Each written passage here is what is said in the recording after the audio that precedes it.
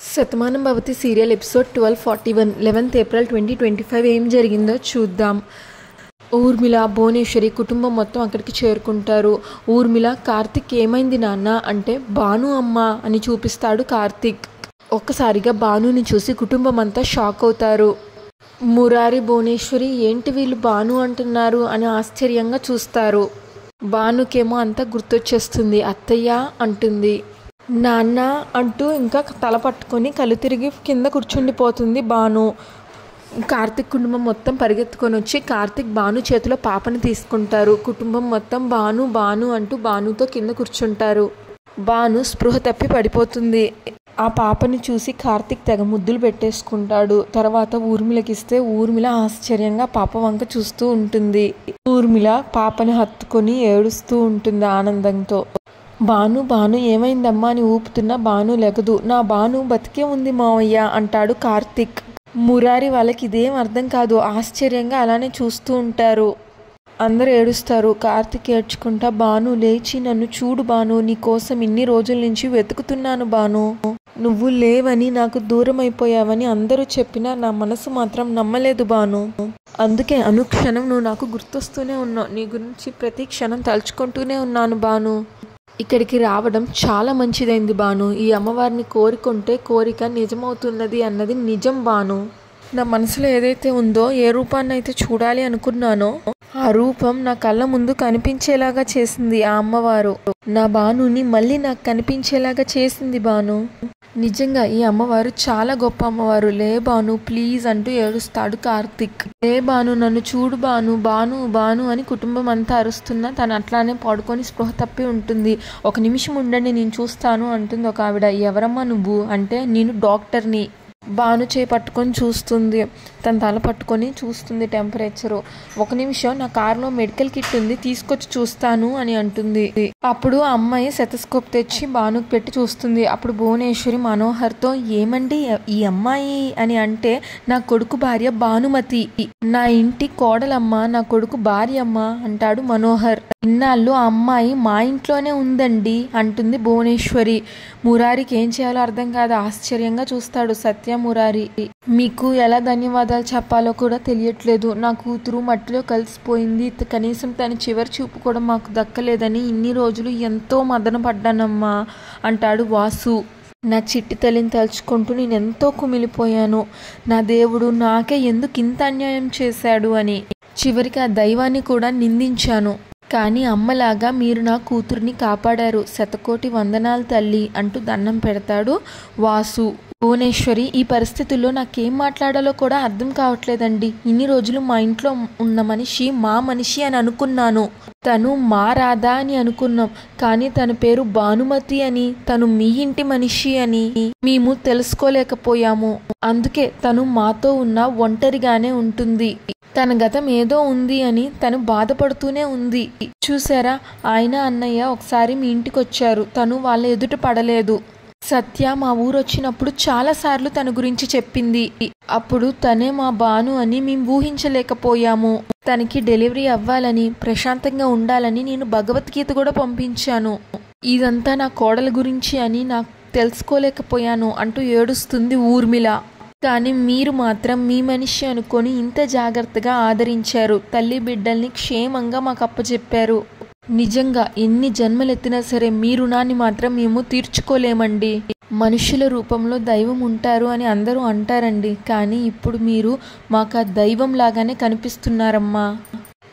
నిజంగా మా భాను చనిపోయింది అన్న మాట మాకు తెలిసినప్పుడు మేమంతా ఎంత బాధపడ్డామో మాకు తెలుసమ్మా. ఆ బాధ నుంచి మేము బయటపడటానికి మాకు ఎన్నో రోజులు పట్టింది. నా కొడుకు మానసికంగా కృంగిపోయాడని వాడికి ఇంకో పెళ్లి కూడా చేశాము. అయినా సరే వాడు అనుక్షణం భానునే తలుచుకుంటూ ఉండిపోయాడు. కానీ తను బ్రతికే ఉందని, మీ దగ్గరే ఉందని ఇప్పుడే తెలిసిందమ్మా. ఆ అమ్మవారి సమక్షంలో ఇలా మా భాను మాకెదురవ్వడం నిజంగా ఆ తల్లి మహత్యం. కార్తిక్ ఏమో భాను లే భాను మాట్లాడు భాను, నువ్వు కనిపించకుండా వెళ్ళిపోయావని నీ గురించి వెతుకుతున్నప్పుడు నువ్వు గర్భవతివని నాకు తెలిసింది. ఎలాగైనా నిన్ను చేరుకోవాలి, నిన్ను బాగా చూసుకోవాలి అని ఎన్నో ప్రయత్నాలు చేశాను.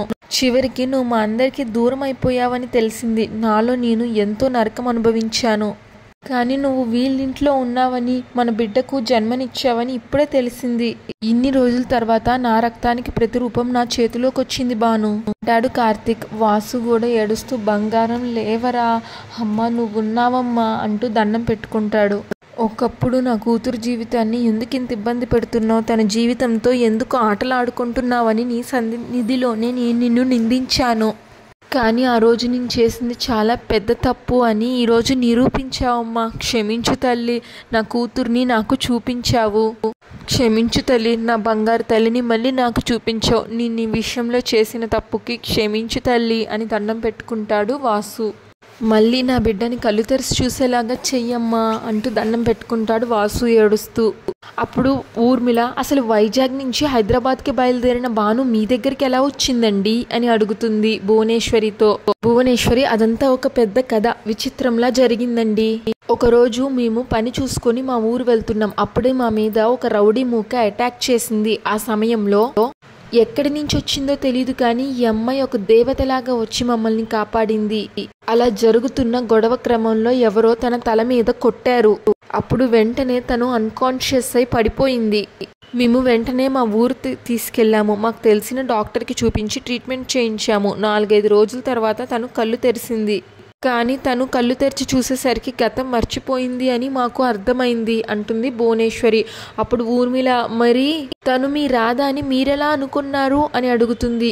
అప్పుడు భువనేశ్వరి, దానికి కూడా ఒక కథ ఉందండి. నా కొడుకు ప్రేమించిన అమ్మాయి పేరు రాధ. తను చూడడానికి మీ కోడల్లానే ఉంటుంది. ఈ అమ్మాయే మా రాధ అని అనుకున్నాము, పొరపాటు పడ్డాము.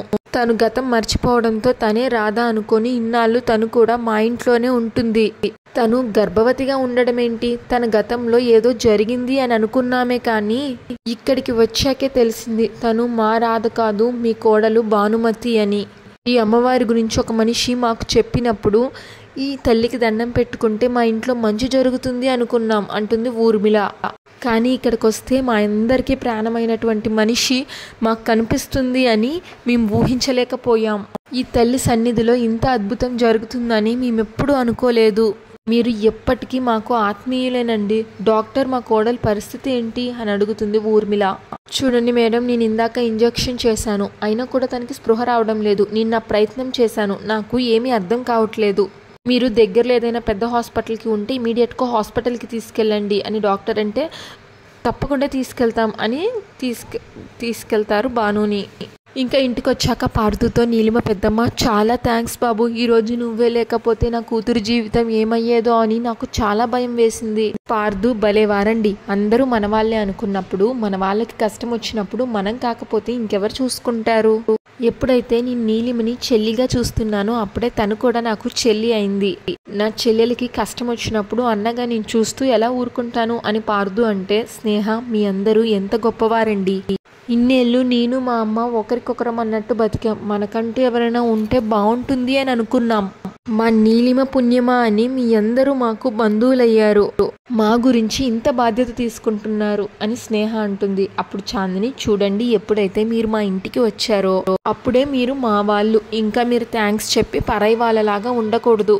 అందరం ఒకటిగానే ఉందాం, ఒకటిగానే బతుకుదాం అంటుంది చాందిని. నీలిమ పెద్దమ్మ, అవునమ్మా, ఇక్కడ అందరం బాగున్నాం. నీలిమ కార్తిక్ కూడా ఒకటైపోతే అంతకంటే కావాల్సింది ఇంకేముంది అంటుంది. వాళ్ళ జీవితం బాగుంది అంటే ఇంకందరం ఆనందంగా ఉంటాం అని నీలిమ పెద్దమ్మ అంటే, బామ్మ తప్పకుండా దగ్గరవుతారే. అసలే అంత మహిమ గల క్షేత్రానికి వెళ్ళారు కదా, ఆ తల్లి ఊరుకుంటుందా? కార్తిక్కి ఏది సంతోషమో అదే ఆ తల్లి ఇచ్చి తీరుతుంది అని బామ్మ అంటుంది. ఇంకా వాసు ఏమో పార్థుకి ఫోన్ చేస్తాడు గుడి నుంచి. పార్థు, నాన్న ఫోన్ చేస్తున్నారు, అక్కడ పూజ అయిపోయిందేమో అంటే బామ్మ, స్పీకర్ ఆన్ చేయరా అని అంటుంది. పూజ ఎలా జరిగింది అని మేము అడుగుతాం అంటుంది బామ్మ. సరే అని ఆన్ చేస్తాడు పార్థు. పార్థు, నాన్న పూజ పూర్తయిందా, నీలిమ ఉయ్యాల కట్టేసిందా అని అడిగితే వాసు ఆవేశపడుతూ ఆయాసపడుతూ, ఒరే నాన్న శివ, ఈరోజు ఇక్కడికి రావడం చాలా చాలా మంచిదైందిరా. ఆ అమ్మవారు మనల్ని కరుణించిందిరా, మన బాను కనిపించిందిరా అనగానే బామ్మ, చాందిని, పార్థు చాలా సంతోషపడతారు. కానీ నీలిమ పెద్దమ్మ, స్నేహ మాత్రం ఆశ్చర్యంగా అలానే చూస్తారు. పార్థు కూడా ఆశ్చర్యపోయి సంతోషంతో, ఏంటి నాన్న మీరు అనేది, మన బాను కనిపించిందా అని అంటాడు. పార్థు చనిపోయింది అనుకున్న భాను బతికే ఉందా, మీ కళ్ళ ముందు ఉందా అని అడిగితే అవునరా అవును అంటాడు వాసు. బామ్మ వచ్చి ఫోన్ లాక్కొని ఏంట్రా వాసు నువ్వు అనేది, మన భాను బతికే ఉందా అని అడుగుతుంది. వాసు అవునమ్మా, నా బంగారు తల్లి బతికే ఉంది, తనిప్పుడు ఒక తల్లి కూడా అయ్యింది, ఒక బిడ్డకి జన్మనిచ్చింది, నన్ను తాతని చేసింది, పండంటి పాపకు జన్మనిచ్చింది, ఆ పాపని కూడా చూశాను, ఎంత బాగుందో అంటాడు వాసు. స్నేహను నీలిమ పెద్దమ్మ ఆశ్చర్యపోతారు. స్నేహ నీలిమ పరిస్థితి ఏంటి అన్నట్లు చాలా ఆశ్చర్యంగా ఫేస్ పెట్టుకుంటుంది, మా నీలిమ పరిస్థితి ఏంటి అని. చిట్టి తల్లి ఉందమ్మా, నా కళ్ళ ముందే ఉంది, తనకిప్పుడు ఆరోగ్యం కొంచెం బాగోలేదు, హాస్పిటల్కి తీసుకెళ్తున్నాం, భాను బతికే ఉంది, మన ఇంటికి వెలుగొచ్చింది అని చెప్తాడు. ఏమైందిరా అని కంగారు పడుతూ అడుగుతుంది బామ్మ. అమ్మ ఎంత గొప్ప మాట చెప్పావురా, ఆ తల్లి కరుణిస్తుంది అంటే విన్నాను, కానీ ఇలా వరాలు జల్లు కురిపిస్తుంది అని ఇప్పుడే తెలిసింది. ఎంత మంచి మాట చెప్పావురా వాసు, భాను వచ్చేసింది, మన భాను తిరిగి వచ్చేసింది అంటూ ఆనందంతో ఏడ్చేస్తుంది బామ్మ. ఏ హాస్పిటల్కి తీసుకెళ్తున్నారు నాన్న చెప్పండి, మేము కూడా వస్తాం అంటాడు పార్థు. ముందు హాస్పిటల్కి తీసుకెళ్ళాక అక్కడ పరిస్థితి ఏంటి అనేది నీకు చెప్తా, ఈ విషయం మీకు చెప్పాలని ఉండబట్టలేక మీకు ఫోన్ చేశాను, ఉంటాను అని ఫోన్ పెట్టేస్తాడు వాసు. నీలిమ పెద్దమ్మ స్నేహ మొహం చాలా కోపంగా చిరాగ్గా పెట్టుకుంటారు భాను బతికే ఉందని తెలిసి.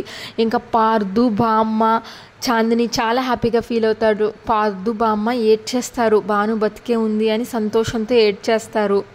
ఇంకా భానుని కారెక్కిస్తారు, ఎత్తి తీసుకెళ్తారు. ఊర్మిళ వెళ్తూ వెళ్తూ భువనేశ్వరితో భానుని మేము తీసుకెళ్తున్నామండి, భానుకి ఏం కాకుండా చూసుకుంటాము, హాస్పిటల్కి వెళ్ళాక ఏ విషయం అనేది మీకు ఫోన్ చేసి చెప్తాము.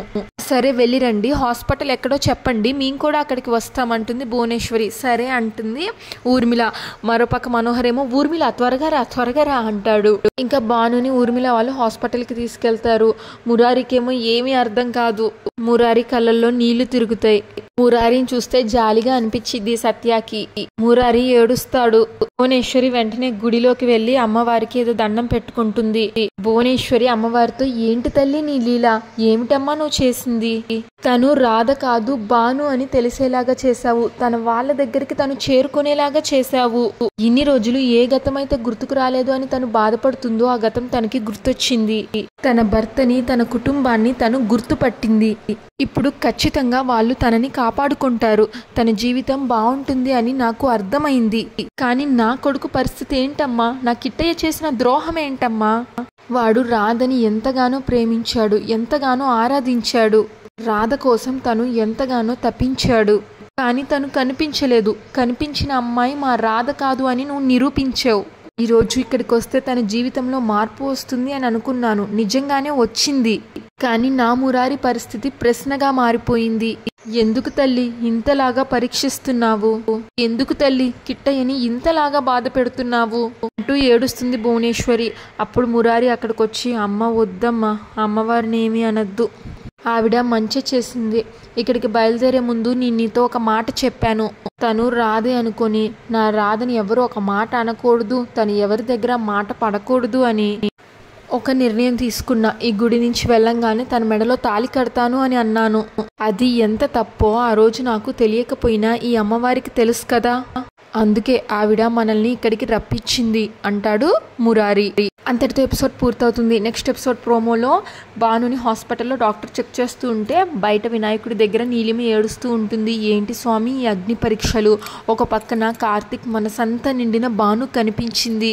భాను తన కళ్ళ ముందు ఉండంగా నా మెడలో ఉన్న తాళి నన్నే ప్రశ్నిస్తుంది, లేదా నేను ఇష్టపడ్డ కార్తిక్కి తను ఇష్టపడ్డ భాను తిరిగొచ్చింది అని నేను సర్దుకుపోవాలా, ఇప్పుడు నా జీవితం ఏంటి స్వామి అంటూ ఏడుస్తూ గోడకు తలపెట్టి అలాగే డల్గా నుంచుంటుంది నీలిమ. కార్తిక్ ఏమో పాపనెత్తుకొని పాపని నిమురుతూ అలాగే భాను కోసం చూస్తూ ఉంటాడు. Shatamanam Bhavati serial regular episode కోసం మా ఛానల్ని సబ్స్క్రైబ్ చేయండి. ఈ ఎపిసోడ్ పైన మీ అభిప్రాయాన్ని తప్పకుండా కామెంట్ చేయండి. Thanks for watching.